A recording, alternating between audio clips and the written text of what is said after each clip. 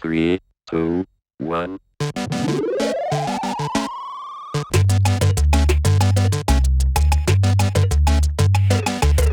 You are joining the DBAD movement. This is the Don't Be a Dickhead podcast.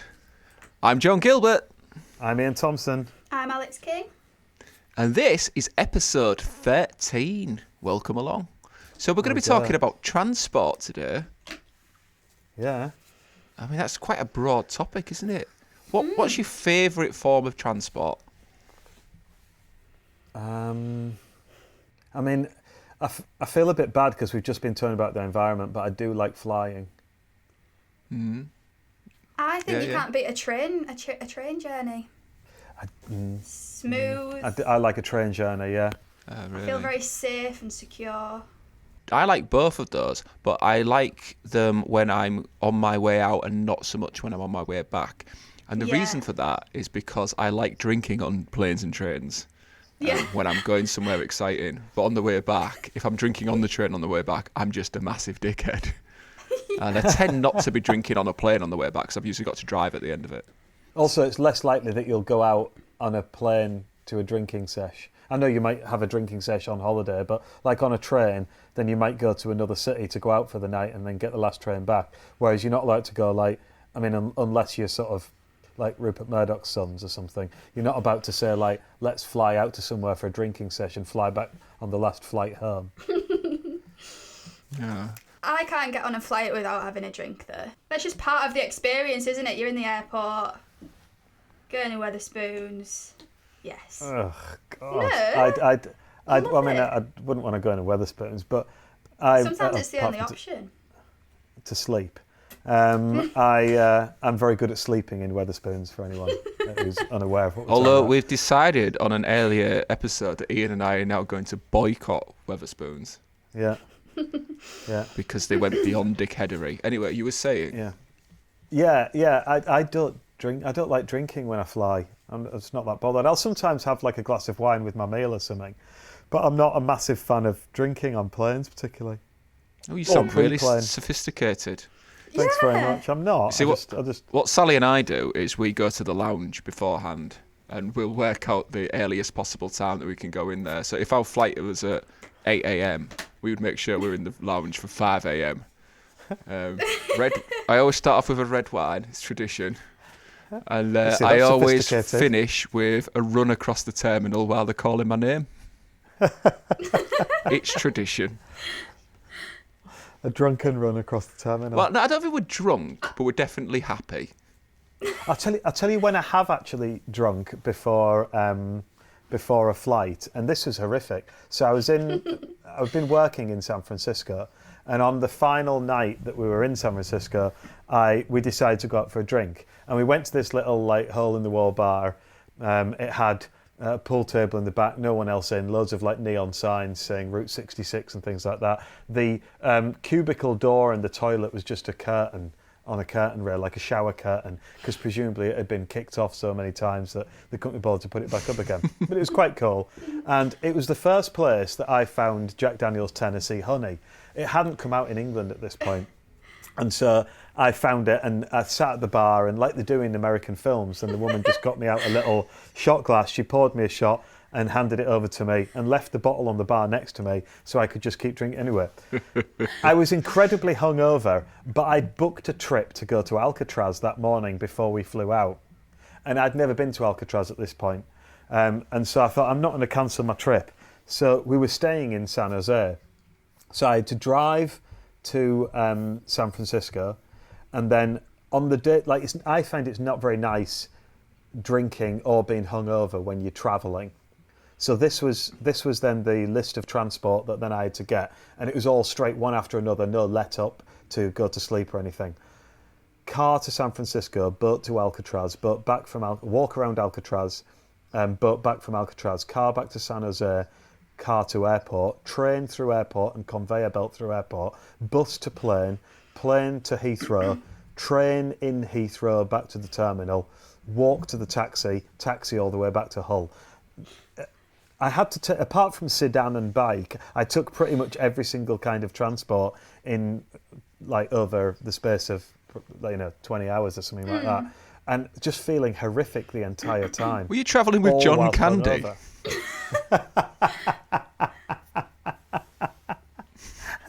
Nice. Yeah, I wish I had been. Yeah. Maybe about 25% of people would have got that reference as well. Bit niche. Yeah. Planes, trains and automobiles. Wow. So you got home safely? I got home safely, yeah, but man alive, it was... I had to tell the taxi driver to drive a bit better as well. I think I was pretty much at the end of my tether at that point. At the risk of turning this episode into one about alcohol, I had a bit of a dodgy start to a journey a few years ago. So we were going to Spain, family holiday, but we went with another family as well. And coincidentally, we were flying from Manchester Airport early one morning. The night before was an awards ceremony, and Eskimo Soup was shortlisted for an award. So Chris and I went along to that. We didn't win the award, we came second, but we had a good night. They supplied us with plenty of wine, and then we went clubbing afterwards. And then I was like, just pissed in this club going, I think I need to go. I've got a flight to catch, and like the family will be waiting for me. Anyway, I got this taxi. I knew he didn't know where our hotel was, so he dropped me in Stockport. He guessed it was in Stockport, and I was wandering around Stockport, just ringing them, like trying to work out where I was by giving them street names and trying to find me on the map. Anyway, I finally got back to the hotel. We jumped in the taxi, went to the airport, and my kids were quite young at the time, and one of them needed to go to the toilet, so I took her into the toilet. And while I was there, bear in mind I'd been up all night, the effects of the burgers and the various bottles of wine needed a release. So I let him go to the toilet first. I said, just wait here with Daddy while I go to the toilet. And what I released from my arse into that can only be described as pure evil. He started crying. He was banging on the door going, let me out, Daddy, no, put it back. And I was just like, there's no way I can be putting this back. And therein started the journey. I had a beer on the plane, carried on all the way through the day, was still singing in my parents' karaoke bar at 2 a.m. that night. And then I had a hell of a sleep the following day. Sounds quite eventful. It was a busy time. Okay, Alex, so what dickheadery have you found online or, from your own stories about travel? So we've had a tweet from Sally Gilbert, which is John's lovely wife. I live with her. And it's about reclining on a plane. She said, is it okay? I mean, it is, or they wouldn't make reclinable chairs, but I think anyone that reclines on a daytime flight is a massive, utter dickhead. I personally wouldn't even recline on a night flight. What are your thoughts on that? So I've got a lot of thoughts on this, and there was a big thing in the news, wasn't there, not so long ago, about a woman in America who'd had literally a fight, I think, with a guy behind her. And I can see her point and things like that. I mean, it was horrible. Like, the guy got right up in her grill and everything like that and was punching the back of her seat and things. I saw that, However, I can also see his point of view. And there's a couple of things here. I mean, I rarely ever recline my seat because I think it's completely unfair on the person behind because they recline far too far. And but also, if the person at the back can't recline, this guy was at the back, and it's like doubly harsh on him. You don't have a lot of room anywhere. I just think you could recline a little bit, but never put your seat all the way back. That's just a right dickhead move. I right agree. Dickhead mode. And I think, obviously, if you're trying to sleep, sometimes you need to recline it slightly. But when it's, like, fully... Yeah, no. This is the kind of dickheadery, I think, that can be dealt with through legislation. We should just have a rule on it. Yeah. Most dickheadery, well, the point of this podcast, we're talking about behaviour. But this one, we can just enforce it, like the smoking ban and so on. It's like, maybe there is, when the lights are off and it's sleeping time, you can recline fully. When the lights are on, you can only go to, 50% of its reclining capacity or even 0%. Or they shouldn't allow the chairs to recline as much as they do, because on the latest flight that I had it was Bali's, it was a long flight, and I can't sleep on a plane. Even when it's night time and it's dark, I just can't sleep. So I spent 10 hours. It's because you're drunk. Yeah, probably. So I spent 10 hours on this flight, and she was fully reclined the full journey. Too polite to actually say anything. I could have maybe asked her to move up slightly, but yeah, that really bothers me. Especially for the full journey. For an hour or so, maybe it's acceptable. Yeah, you see, I'd have tried to make sure that she couldn't sleep at all. I'd have Yeah. I'd have wriggled around a lot. I'd have put my knees up on the back of her kept seat for a going while. to the I'd have- toilet and Yeah. Another thing Yeah. about personal space on planes, I was sat in the middle. It was on a 3-seater, so I was sat in the middle of my partner Jordan, and then another guy on the other side of me, and I felt like he was just trying to really stand his ground on his space. So I understand that I might have been smaller than him, but he literally had his arm over, do you know, the armrest, like onto my side, and I just thought it was such a, and he did it from the start, like he was stamping his territory on his ground. But yeah, that's another dickhead thing to do. Don't do that. Or he was a deviant. Yeah. So I was in the middle of two blokes, and it was awful. That was another like 8-hour flight. So by the time we landed, I was just massively over it. Yeah, I mean, never sit on the middle seat, I don't think. So, I don't like it, but I had no choice really. We had to get an emergency flight due to all of this. We had to sit where we were put. I don't want to get in on all your relationship, but you did have a choice. So you could have taken the window seat, and then Jordan could have like stood his ground with the man, and then if he needed to, he could lean across your space, which I'm sure you wouldn't have minded so much as compared to a stranger. What you needed to ring me for a strategy. Jordan's got really long legs though, so I always feel a bit bad because he'd end up being like this. He'd end up like having his legs curled up, so at least he can... I'm considerate, you see. I think about other people's personal Not space. like that dickhead sat next to you. Yeah, exactly. So, yeah. Talking of you've got to go where you put, that's dickhead behaviour, particularly from low-cost airlines, where if you book as a group together, they put you separately on the plane, right to the point where they split families up so that they have to pay to sit together. Yeah. My friend Dan, he solved the problem by going to the desk and explaining to them. He said, you've placed my 9-year-old and my 7-year-old separate from me and my wife, so we're going to need to move. And she said, yeah, there's a cost for that. And he said, no, I'm not paying. You're going to have to put us together because I'm not having a 9 and a 7-year-old sit separately from them. And they still maintain there'd be a cost involved. And he said, okay. He said, this is fine. They will sit separately, and he called the kids over and he said, kids, I want you to hear this as well. I give you permission to be the biggest nightmares, screaming, crying, shouting at people, throwing food. Whatever you want to do, you have permission to do that on the plane. Too right. And he said, so there you go. So your staff will deal with that because I'm not, because you've not put me anywhere near them. So your staff can deal with all of that for the entire flight, and good luck with that. Anyway, they moved the kids for free, and they all sat together. Yeah. Hurrah. Yeah. Yeah, stick it to the man, Dan. Yeah, exactly. So we talked a lot about air travel. What other forms of transport dickheadery might we experience? Taxi drivers. Just putting it out there. Taxi drivers. I've had Not a lot all of taxi experience. drivers. They're definitely not all taxi dickheads. drivers. You get some lovely taxi drivers. Yeah, you really do. But It's a minority of them that are dickheads, but you do get some that are dickheads. What's quite fun, you know what I really like is the hierarchy of dickheads on the road. So like a normal person driving around and says someone cuts them up and they'll go, oh, bloody taxi drivers cutting me up because they're always on the roads. And then when you're in a taxi, then you get, like, I remember someone cut a taxi driver up once and the taxi driver looks at me and he goes, bloody company car drivers. And I imagine company car drivers will go, oh, bloody delivery drivers. And there's like this hierarchy of who each of them think are dickheads on the road. It's good. yeah, that's a real us and them. Yeah. And you're right, just to say it again, there are many wonderful taxi drivers out there, but there are also ones where it's just like the perfect job for them because they've got people trapped in a confined space where they have to listen to the shite that comes out of their mouths. The same questions over and over. I always say, have you been busy? That is the first thing that comes out of my mouth. It's one of those things where you tell yourself, just don't say it, but you just can't help it. It just comes out. Oh, so you're talking about dickheadery as the passenger? Well, yeah, I wouldn't say dickheadery, but maybe they probably think that. They're probably bored of being asked the same question over and over. Alex is trying to explain why sometimes the taxi drivers might be dickheads is because they have to put up with passengers asking them the same old shit all the time.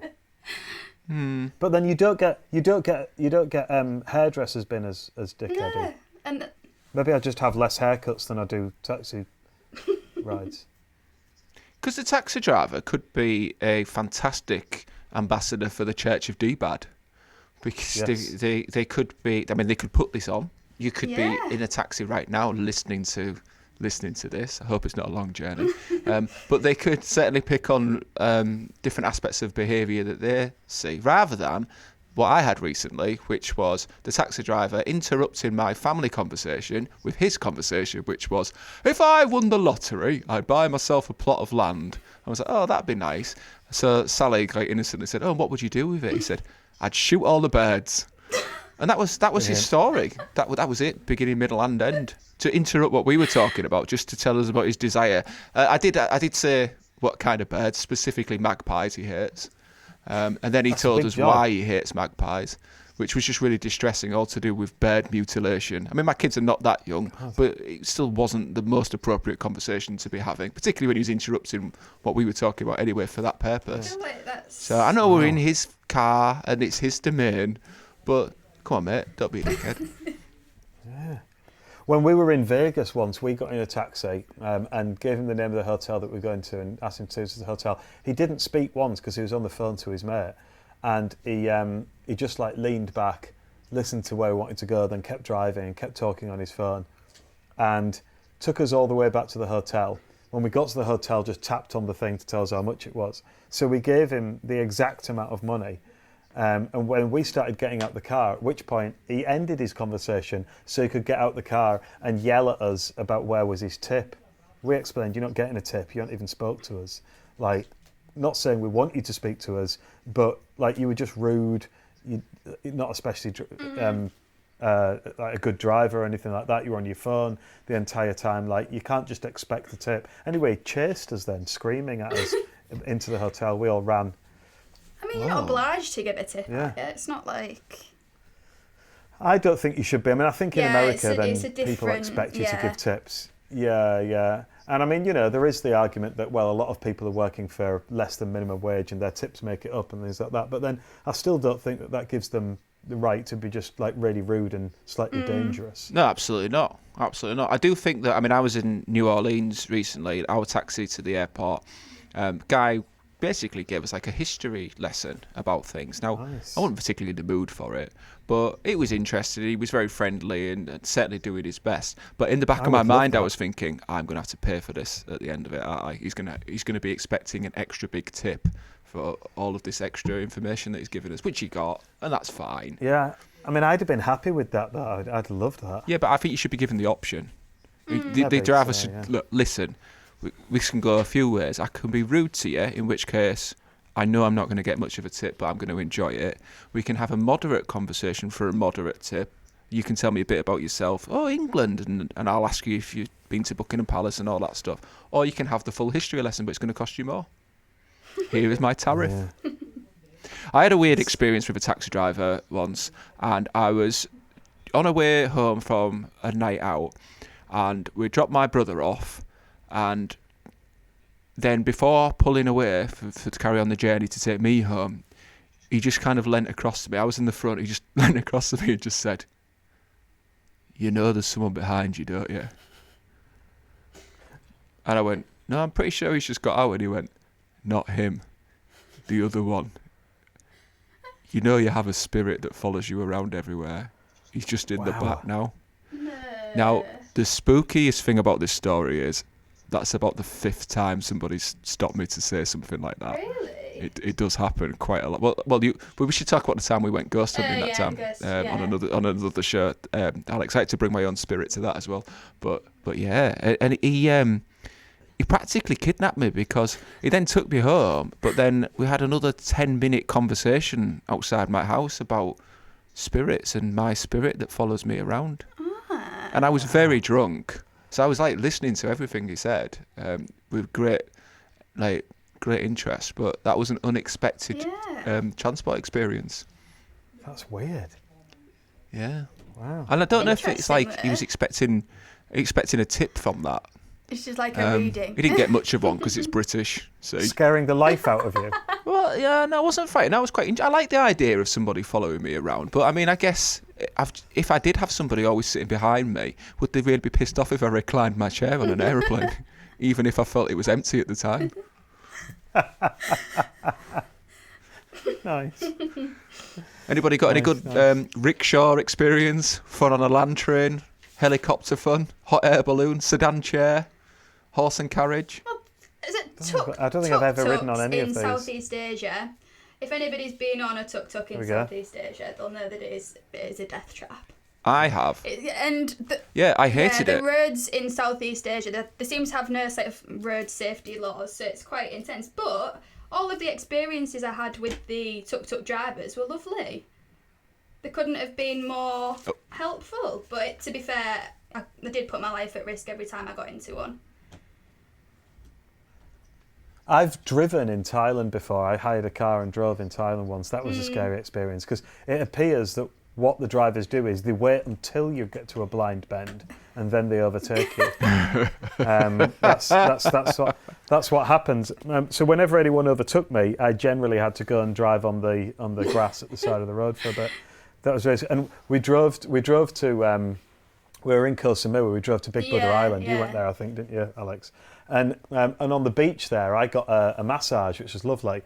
Unfortunately, it really relaxed me, the massage, and it was lovely. But as soon as the massage finished, we realised, oh shit, we've got to have the hire car back in half an hour. So then I had to drive like a local in order to get back in time. So then I wasn't relaxed at all by the end of the journey. Didn't So you it get was just into a waste of like spirit 10 of it baht and or get a something. ped?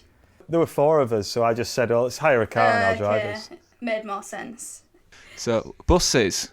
I've just, these are my notes. Buses. Now I used to get buses a lot. I must admit I don't do it very often now, but they are the best, aren't they? That's like you get the most colourful characters on buses, surely. And I do enjoy, because I don't get bus very often now, but when I do, when I'm leaving the bus, I really enjoy my cheers drive. Yeah, because that just brings me back to my feel youth. like a really good person, don't you? Have a good day. My brother-in-law, who grew up down south, when he first got together with my sister, he came up to Hull for the first time. And I don't know whether he'd just never been north before, but he rang his friends to tell them how polite everyone was to bus drivers. He couldn't believe it. He thought it was like incredible. He thought he'd found the new world. Because when I was in Australia, nobody said thank you to the bus driver. So I made a real point of when I got off the bus, I was like shouted it. It was probably like, what's... Cheers drive. Cheers drive! So Yeah. I got very excited when I was on a bus last year coming back from a beer festival. We'd been to South Cave Beer Festival and we had quite a lot to drink. We did manage to get the bus. There was a big group of us and we all sat downstairs, kids and adults together. And I was in high spirits, I think it's fair to say. So the first thing I did was to make my journey a little bit more exciting was to start hanging upside down off of the hand holder things in there, so just to see the extent of my athletic ability. Now, this is the kind of thing that if I was a teenager doing it, they'd have stopped the bus, they'd have kicked me off, they'd have called me like some kind of chavvy lout. But because I'm a fully grown man, I think I got away with it. So that was not setting a good example. So if that wasn't enough, then what I did is, in my mind, this was just the funniest thing in the world. I'm sure everybody else didn't agree. But every time one of the passengers got off the bus, I made everybody else on the bus give them a round of applause.